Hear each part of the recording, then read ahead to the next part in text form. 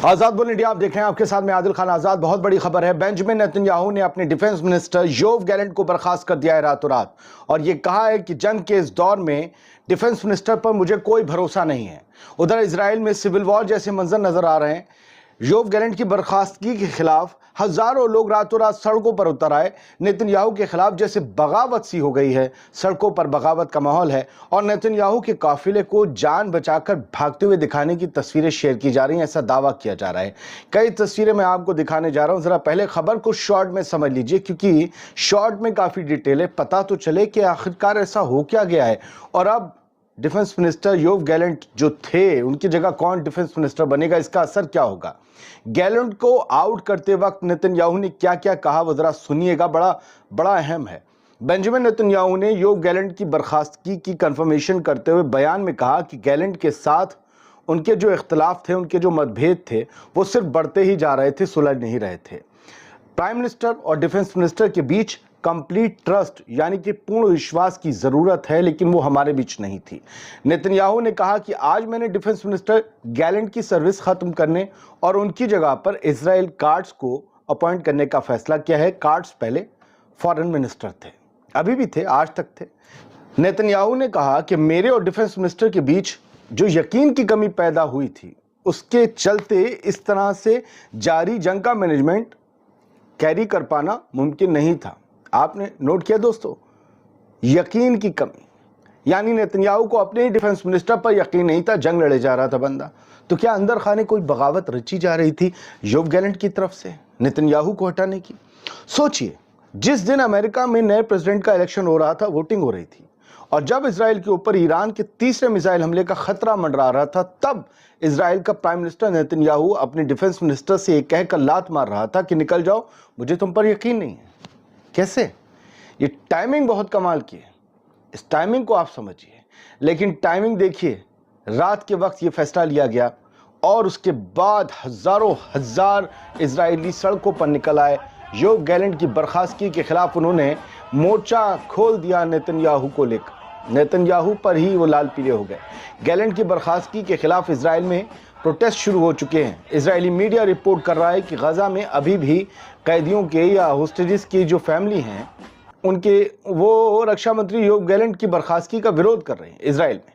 Report में कहा गया कि ये बर्खास्तगी होस्टेज, ये सुनिएगा, रिपोर्ट में, इजरायली मीडिया की रिपोर्ट में कहा गया कि ये बर्खास्तगी होस्टेज डील को लटकाने की कोशिशों के तहत एक साजिश है, फैमिलीज का कहना है। दोस्तों, दरअसल योव गैलेंट होस्टेज डील चाहता था, इसके लिए सीज फायर करना पड़ता, लेकिन नेतन्याहू अपनी कुर्सी बचाने के लिए जंग जारी रखना चाहता है। गैलेंट को जंग इजरायली फौज के हो रहे असल नुकसान की पल पल खबर थी, मगर नेतन्याहू इसे छुपाकर बस अपनी कुर्सी बचाए रखना चाहता है। एक और वजह भी है, वो कट्टरपंथी जो अल्ट्रा ऑर्थोडॉक्स होते हैं ना यहूदी, उनकी भर्ती को लेकर भी नेतन्याहू पर प्रेशर आ गया था, गैलेंट को हटाना पड़ा। दोस्तों, प्रोटेस्ट कर रहे इजरायलियों ने कहा है कि हम आने वाले डिफेंस मिनिस्टर से जंग को खत्म करने और सभी होस्टेजेस की फौरन वापसी के लिए एक व्यापक समझौता करने की मांग करते हैं। नेतन्याहू ने फॉरेन मिनिस्टर इजराइल काट्स को अब इजराइल का नया डिफेंस मिनिस्टर अपॉइंट किया है, जबकि इजराइल काट्स की जगह पर फाइनेंस मिनिस्टर के तौर पर गिदोन सार को अपॉइंट किया है। गैलेंट की तरफ से हुआ क्या था समझिए। गैलेंट की तरफ से अल्ट्रा ऑर्थोडॉक्स आदमियों को 7,000 और ड्राफ्ट ऑर्डर भेजने, मैंने आपको शाम को एक खबर दिखाई थी, 7,000 और ड्राफ्ट ऑर्डर भेजने की इजरायली सेना की सिफारिश को मंजूरी देने के 24 घंटे से भी कम में नेतन्याहू ने यह फैसला लिया। गैलेंट ने मंजूरी दी थी कि 7,000 और हरेदी येशिवा यहूदियों को अंदर भरो, जो कि हर वक्त पढ़ते लिखते तो उन्हें फौज से छूटती।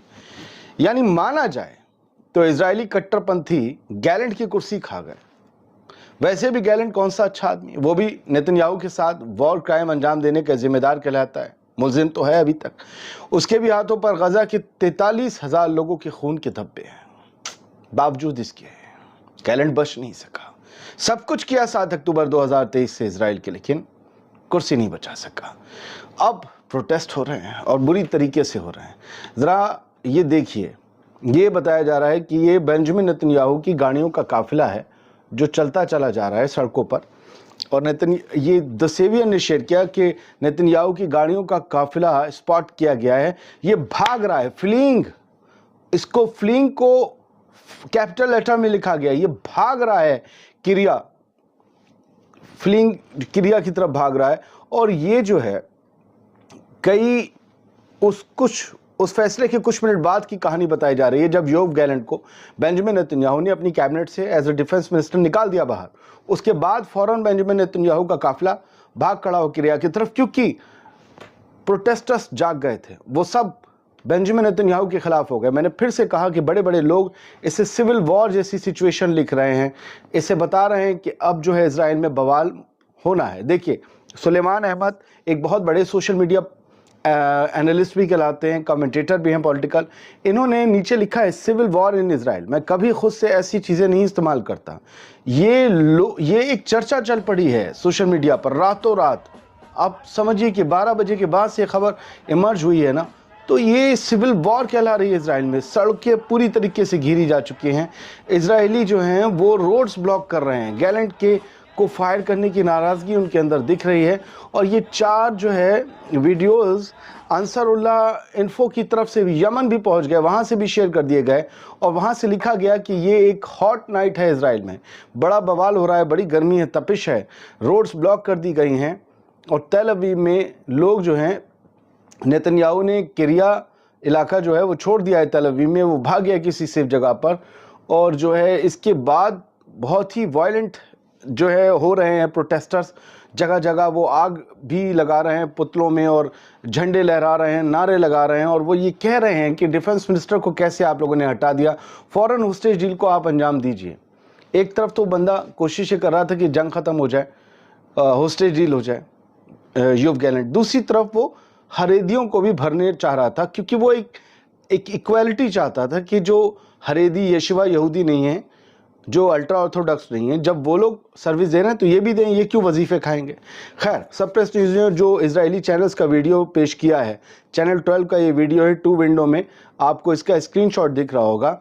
ये इस पर लिखा हुआ है कि प्रोटेस्ट के लिए लोगों को रातों रात बुलाया जा रहा है कि फ़ौरन आइए आप सभी लोग जो हैं, योव गैलेंट को डिसमिस कर दिया गया है। और इंटरसेक्शंस जो हैं वहाँ पर आयलॉन में ख़ास तौर से वहाँ पर इकट्ठे हुई है, सारे लोग जो हैं यहाँ पर इकट्ठे हो रहे हैं। बेंजामिन नेतन्याहू के खिलाफ एक अनरेस्ट देखने को मिल रहा है, और कहा जा रहा है कि एक पपेट है उसको रिप्लेस किया गया है योव गैलेंट की जगह। योव गैलेंट एक शख्स जो अपने आप फैसले लेने के लिए मशहूर था, इजरायली कह रहे हैं, उसको हटा दिया गया और उसकी जगह एक कठपुतली को बैठा दिया गया है जिसका नाम इजराइल कार्ड्स है, जो वैसे ही करेगा जैसा बेंजामिन नेतन्याहू चाहेगा। इसलिए हमें वो ऐसा डिफेंस मिनिस्टर नहीं चाहिए, हमें एक ऐसा शख्स चाहिए जो होस्टेज डील को मुकम्मल कर पाए।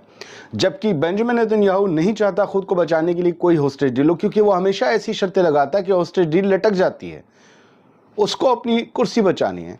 लिहाजा उसका बंदा जब डिफेंस मिनिस्टर के तौर पर बैठा होगा तो वो वैसे ही करेगा जैसे बेंजामिन नेतन्याहू चाहेगा। यही लोगों के दिलों में खदशा है, यही इसी बात को लेकर नाराज़गी भी है।